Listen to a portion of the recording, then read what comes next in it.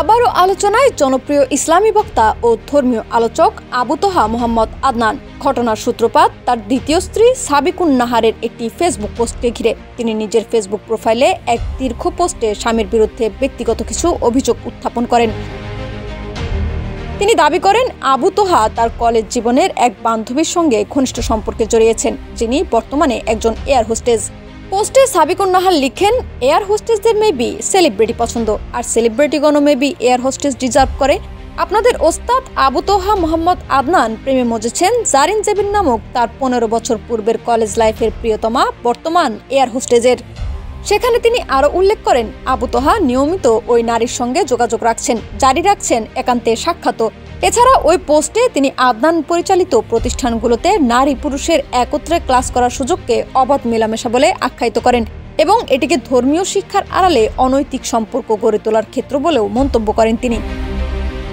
তবে সেই পোস্টটি করার কিছু সময় পরেই সাবিকুন নাহার তা মুছে ফেলেন। পরে এই অভিযোগের প্রতিক্রিয়ায় আদনান ফেসবুকে একটি পোস্ট করেন, যেখানে তিনি জানান যে সেদিন সকাল আনুমানিক 9টার দিকে তার ব্যক্তিগত মোবাইল ফোনটি তার বাসা থেকে চুরি হয়ে যায়। তিনি সবাইকে বিশেষভাবে অনুরোধ করেন যাতে বিভ্রান্তিকর তথ্য বা তার ব্যক্তিগত নম্বর অথবা পরিচালিত পেজ থেকে পাঠানো কোনো বার্তা বা তথ্যের মাধ্যমে কেউ বিভ্রান্ত না হন এবং যে কোনো অনাকাঙ্ক্ষিত পরিস্থিতি এড়াতে সতর্কতা অবলম্বন করেন। পোস্ট ডিলেটের পর সাবিকুন নাহার জানান, হিংসুক ও বিরোধীরা তাদের সুচিন্তিত এজেন্ডা বাস্তবায়নের জন্য তাকে কিছু ভুল তথ্য দিয়েছিল, যার সত্যতা যাচাইয়ে মিথ্যা প্রমাণিত হয়েছে এবং তিনি নিজের ভুল বুঝতে পেরে সব দায় নিজের কাঁধে নিয়েছেন। কিন্তু শনিবার 11 অক্টোবর তিনি আবারও সেই আগের পোস্টের স্ক্রিনশট রিপোস্ট করে লেখেন, আমি মিথ্যা বলিনি, নিছক সন্দেহের বশে লেখার তো প্রশ্নই আসে না। উল্লেখিত পোস্ট ডিলিট করে নিজের কাঁধে সব দোষ নিয়ে অপমানিত হওয়ার পথ বেছে নিয়েছিলাম সংশোধনের আশায়, কিন্তু ভক্তদের অতিমাত্রায় তাকে নির্দোষ প্রমাণের আস্ফালন তাকে পরিশুদ্ধ হতে দিচ্ছে না।